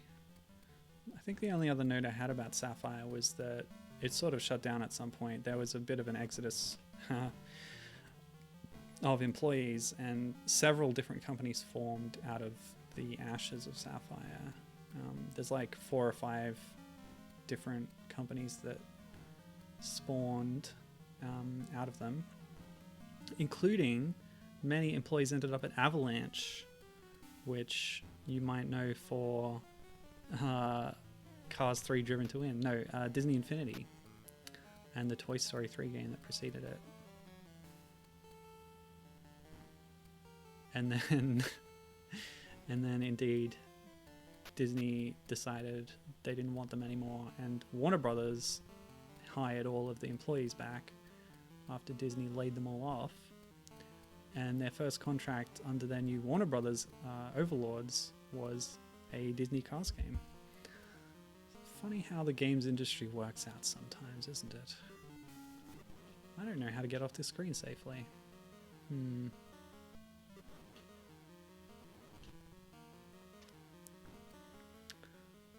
Do we have any opinions in chat about what I should do with the next half hour?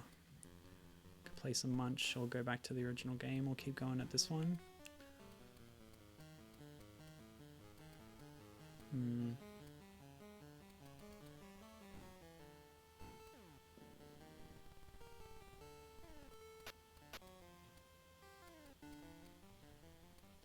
We do have more detailed graphics around here, but they also are a little bit muddy. And now that we're in this area, we can actually see that the background is still blank, even though it's a kind of lavender color this time. Do I need to use that worm somehow?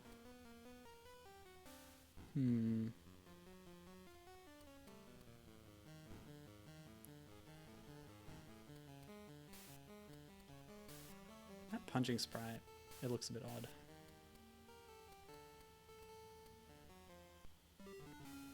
Yeah, Gibbon says, see how you like Munch. Yeah, why not? So, Oddworld Adventures 2, it's more, yeah, it's closer to the original games, but I don't know, somehow I prefer Oddworld Adventures 1. I'm a sucker for like tiny character sprites, what can I say? So we're going to give Munch a little go. See how we feel about it.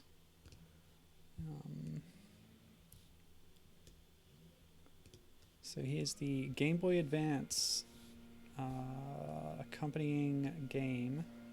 Microsoft Game Studios. Yeah, they were like heavily involved at this point, and it was the experience with working so closely with Microsoft that soured Law and Lanning on them so much, because yeah, they really screwed them over. Wow, this is very similar to the look of the original game. Well, they were going for it in the early ones too, but they can pull it off better on the GBA, I guess. So what is the Gamespeak like? Oh, wow. Oops, sorry, I was trying... What? It doesn't actually let you try it. It just tells you all the things. So yeah, there's all this interaction still. I guess the game might introduce it as well, so... Secret? I want a secret. No secrets. Hiya, my name is Abe. I used to be Employee of the Year at the old Rupture Farms before I escaped. Now they say I'm the savior of the Meducans. I don't know, I guess somebody's gotta do it. Hey, Munch, how's my buddy? Munch is a gabbit and might be the last of his kind. We're gonna team up to save our brothers from the Gluckons. Let's go see what the Raisin wants. Did the original Munch's Odyssey start with this much exposition dump? The adventure began on that day when Abe and Munch, oh, this is the narrator speaking, were called to the Elder's room. So no big face, we have the giant raisin, the almighty raisin. Stitched lips and gadget top. What took you so long? I don't know what the raisin's voice sounds like. Hiya, raisin. Surely you must know Breakwind Hill, the sacred Meducan site. Protected by pure winds, Meducans used to live here undisturbed. However, the Gluckon's recent development of even worse, Wiener's coal, is corrupting the protection of the wind, allowing your fellow Meducans to be captured and enslaved. Liberating the wealth of Fort Glocks, hidden deep within even worse Wiener's coal, will rid this area of the despicable Gluckons. Sounds pretty dangerous to me. Munch and Abe, you must destroy even worse Wiener's Co. and restore peace to the sacred land. Well, my voices are approaching each other. Well, I've been savior for a while now. I just thought maybe someone else. There is no one else. There is only you. Now leave me, for I must rest. Cool. Hey, Munch, can you wait a minute while I go check things out? What's Munch's voice sounds like? Oi, sure thing, Abe. Now go get him. Right, so this is the game. Munch's Oddysee on Xbox is a 3D platformer, but here on the GBA, it's an isometric 3D platformer. So not much has changed, I guess, except for the camera angle, which, yeah, classically makes 3D platforming pretty tricky, if I'm honest. And I noticed that, once again, B is jump. So they've held that over. This is a different developer, though. Munch's Oddysee 2003. I didn't mention Oddworld Adventures 2 was 2000, as it was actually 2 years post-dating Exoddus, but yeah, this was pretty much launched alongside the main console game. It was developed by Artco, who was based in Japan, unlike the rest of the Oddworld series, which is made by American developers. Yeah, thank you for telling me how to jump. That's really useful. And let me see. So I have played an Artco game before, so I need 20 spruce to release the spruce lock and open the door. Collect spruce shrubs and then press A in front of the spruce lock. Cool beans. Yeah, so they made Space Channel 5, the Game Boy Advance version, which I played a while back, although I had some pretty disastrous sound issues after the first level, so I didn't get too far in it. But yeah, apart from that, they have a lot of games in their catalog along the lines of this, i.e. taking Western properties and making sort of handheld versions of them. So they made a couple of Shaun the Sheep games on DS, for example. Now, as far as this game goes, I'm definitely not going to get to the end because it is... The long play for this is 2 hours and 20 minutes. Oh, that's right, okay. So I can chant to regrow these spruce shrubs and get more spruce. Whatever that is.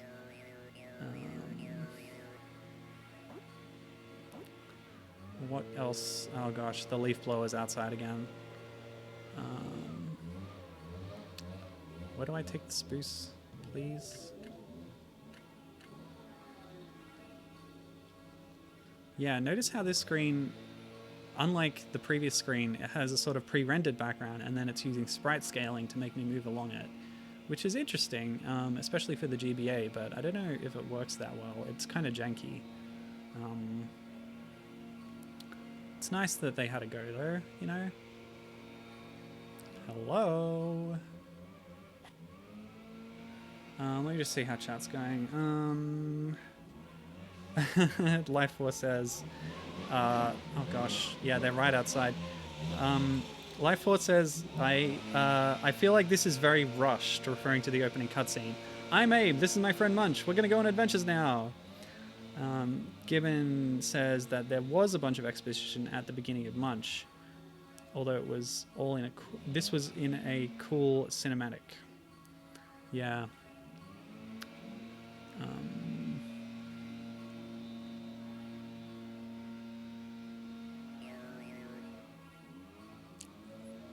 Okay, I just had to be standing in exactly the right spot. That was a bit annoying. And yeah, now we're back in one of these types of zones. Let's try the Gamespeak, shall we? Nope, I picked it up. Okay. No, I don't want to pick them up. Let me talk to them. I was hold R? L? No, it was L, yeah. Hey, Abe.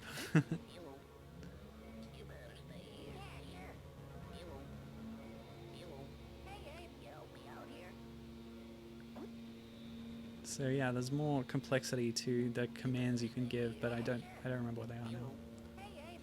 Is there a screen here? Yeah. Oh, check Quorma. What? You earn Quorma, what? Okay. Level objectives. Collect spruce. Great, yeah. Lots of good hints. But no Gamespeak spoiler log or like instruction sheet in the pause screen. Okay, that's too bad.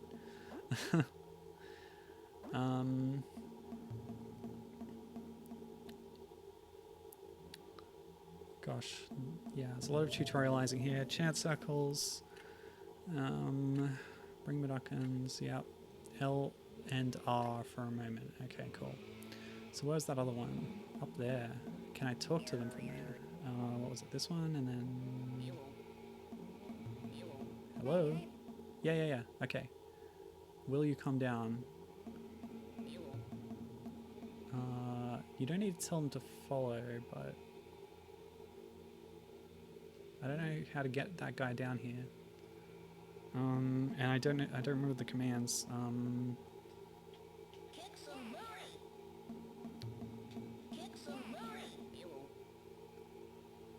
I think he's trying to follow me, but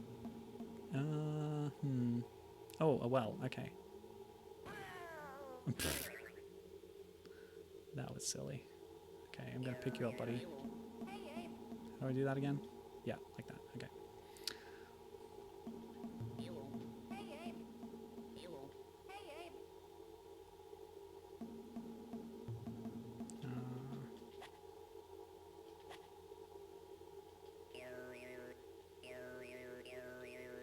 It said L and R. What?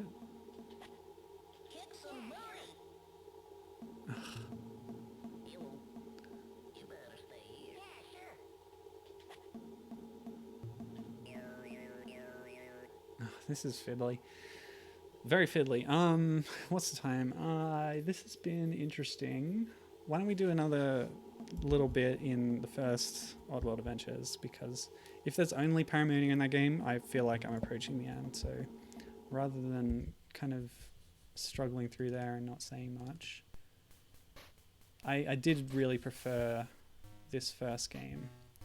So why don't we try and get to the end, shall we? So, anyone else have anything to say about Abe? Oh, go and read the Wikipedia article for Oddworld Inhabitants. It's pretty interesting. Lanning, the co-founder, is very outspoken about the games industry and all the problems they had over the years with publishers and such. And it is interesting reading about all the plans they had that fell through. I guess the other thing to cover would be Abe's status as sort of an unofficial PlayStation mascot.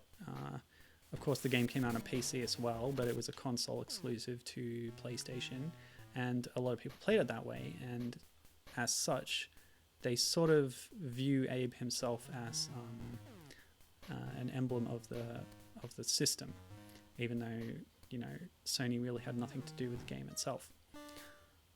And he sort of joins the ranks of characters like Spyro the Dragon and Crash Bandicoot as who are in similar situations. Oh boy.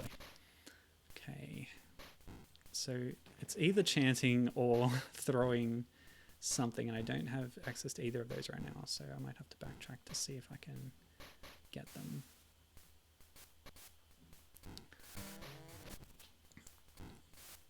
And I'll always remember a comment on some fan wiki or other that mentions Abe and Crash Bandicoot and Spyro, as well as Rayman, and who was the other one?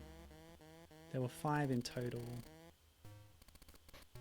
who were all in this position of being like mascot platformer characters for a system that was, yeah, it had plenty of them, but they maybe weren't the focus of the library, I guess. Who was the other one? I drew a picture of them. Let me just go find it. Crash Bandicoot, Spyro, Abe, Rayman.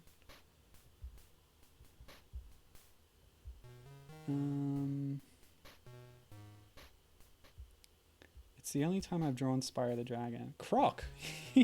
Argonaut Software's Croc, of course. Was the 5th that I was trying to think of. So I have that food now. That'll help me a lot. Yeah, that's all I had to do. Just get that food and bring it over here. Oops. And this comment, just written by, you know, whoever, really charmed me, and it's kind of sort of naive, like enthusiasm. And the comment was that since you see these 5 characters, Crash, Spyro, Abe, Rayman, and Croc, together on the cover of official PlayStation magazine, that means that they're friends. And that was the extent of it. It's like, yes, we know that they have a relationship and that they're friends because they all appear on this magazine together. And I found that very endearing. And I still think of those 5 characters, even if I can't remember who Croc is for a while. I love Croc a lot. I played that on my PC. At the time, I didn't play Abe's Oddysee until later, but I had Croc when it was new, and I loved it a lot. So yeah, I like that a lot. And that just tells you how those characters were in this status of unofficial mascot territory. And yeah, so this kind of history can be extrapolated through to the time of the PS3 when they were doing PlayStation All-Stars Battle Royale. I just realized that I talked before about changing the palette, so let's do it. Yeah, let's do this one. Abe was planned as a character in the concept stages. Oh, I can actually grab there. Oh, that's the key to this whole thing that I wasn't getting. Yeah, so I think he was planned as DLC perhaps for the game, or perhaps just in the concept stage, but they had the idea of including Abe in PlayStation All-Stars Battle Royale, which of course was a kind of Smash Brothers clone starring Sony PlayStation characters, although many of them weren't owned by Sony, which kind of reinforces that whole thing. How do I get back? Oh, there's more screens down here. Okay. I should have taken care of that Slig earlier, but it's kind of hopping between the screens now, which thwarts my chanting attempt. It was easier to do it when it was sleeping. I think I have enough time here. Yeah, there we go. So if I fall down there, I might be able to shoot the other ones. Okay, it just dies. That's fine. That helps too. Helps me get through better. Oh, okay, so that one could see me hanging there. Can I do... Whoops. Yeah.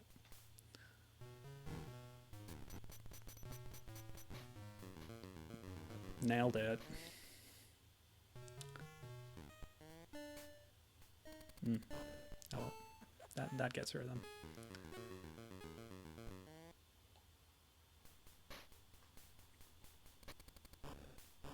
Yes, Gibbon was saying there before I even got to it that he was going to be in PlayStation All-Stars.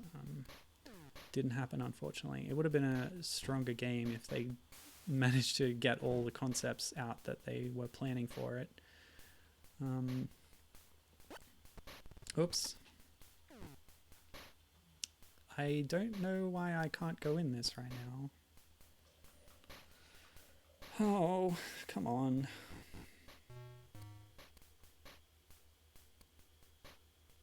Can I go this way? No. So both of those walls at the edge of the screen are dead ends. Huh.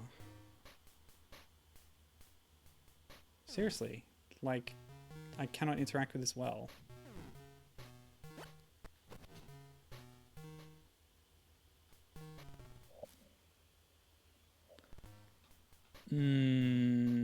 Okay, well I have the food, so... Do I? Wait, why do I have food? I didn't get back to the food place, did I? Why do I have food? Okay, well I have it, so...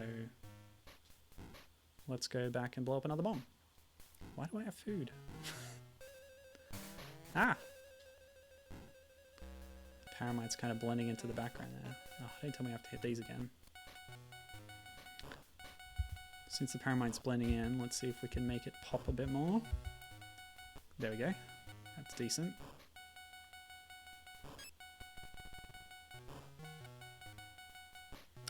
I like the moodiness of the dark blue surroundings.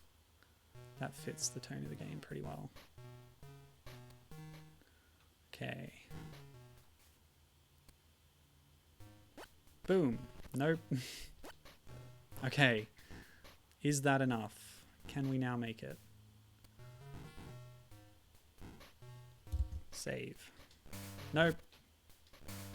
We need another food. Okay, let's backtrack. Woo! Gibbon, can you ban that spam bot, please? Ah, the running jump can make that. I was being so careful before. Wait, I still have a food? How many food do I have? Do I just have infinite? Now, it might not be food. I remember this is a thing in the original game. You had rocks that you could find to do this kind of thing, blow up bombs, distract enemies, and you would pick them up and it would have a little 3 icon that then appeared above your head, and as you use them, it would decrement the counter for that. And the reason I remember that you got 3 was because when I played it in Japan with my host sister, I saw it, and in that font where it's all square, a number 3 looks just like the katakana character yacht, and I was like, what does yacht mean? It took me a while to figure out that it meant I had 3 rocks. Okay, so I've pulled the lever. What has that done for me? Maybe it will make that well interactable, so I'll backtrack to that. Cool. Ah! Hey, why aren't you scared of me? Yeah, that's right. Run away. Okay. Whoa, don't fall like that. Like this. Yeah, see, the well had the particle effect before, but I couldn't go in it. That was an error.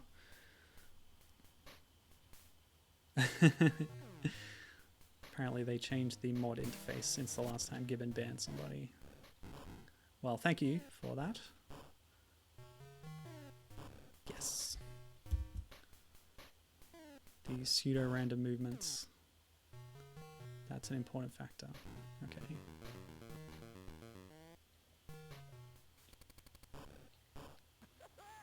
Uh-huh.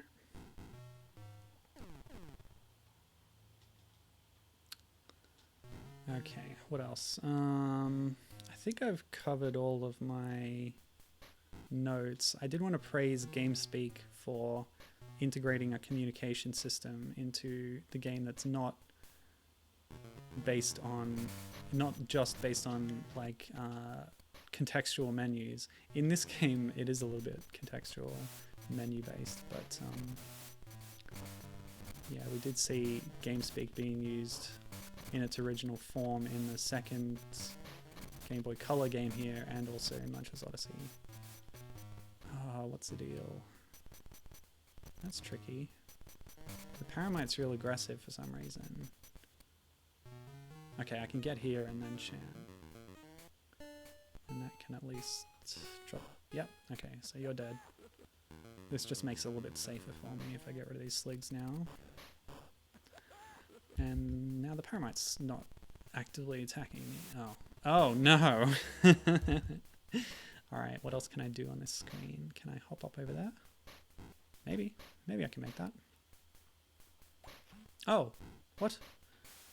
So that's supposed to be... That's like the inactive well interaction.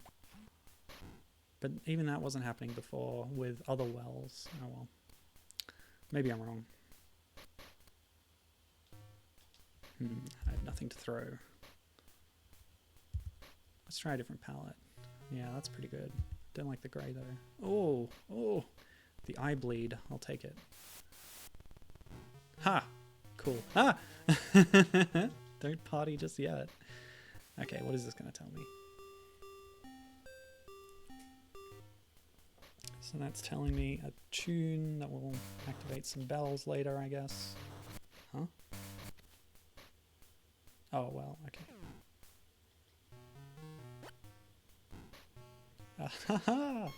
Nice animation. Haven't seen that one yet.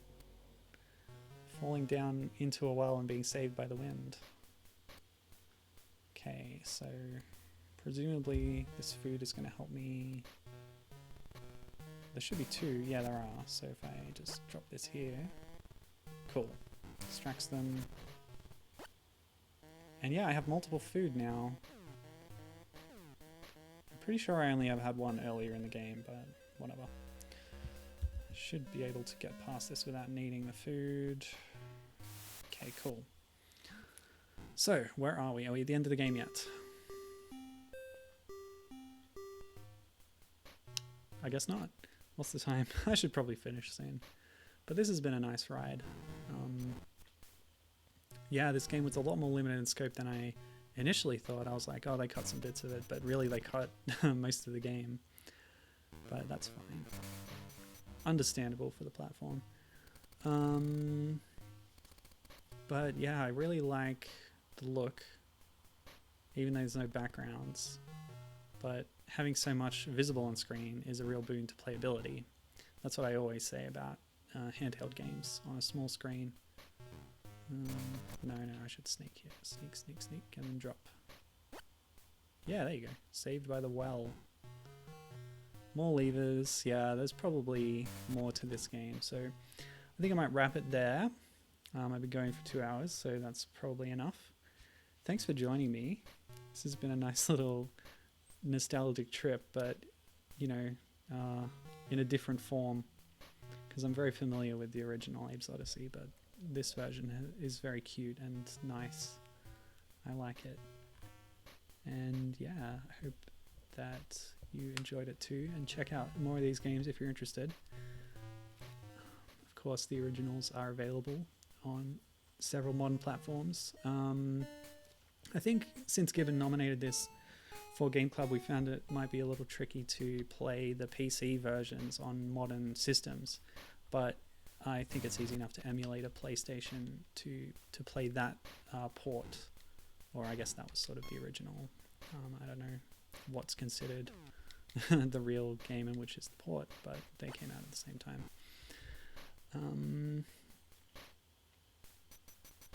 But yeah, there's a lot going on in the Oddworld world right now. New and Tasty is on every platform. Soulstorm is coming out soon. And the back catalogue has been ported to modern systems a fair bit as well. But yeah, this game lingers on the Game Boy, but all it takes is a simple emulator to play it for yourself. Soulstorm hype, says Gibbon. Yes. It is exciting that Oddworld inhabitants are taking such an active hand in that and putting so much into it. But speaking personally, the fact that it's a remake essentially makes me pretty uninterested in the concept. But, you know, like I said, I didn't really play much of Exoddus, so maybe this will be a good chance for me to experience the story for the first time. Anyway, that'll do it for the stream. Oh, that's a nice fall. And that's how you progress. Oh. I'm supposed to be wrapping up, but the game is really drawing me in the more I play.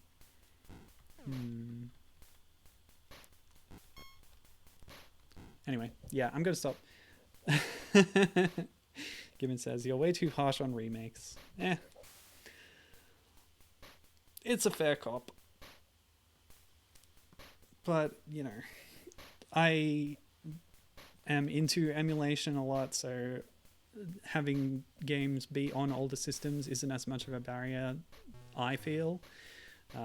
So I don't think remakes are that as necessary, and I would rather they make new things and make new characters and new settings and things and like surprise me. I would much prefer that in most cases. That's just me. Let's actually stop now. So thanks for joining me. Goodbye. Yes. Cool. See ya.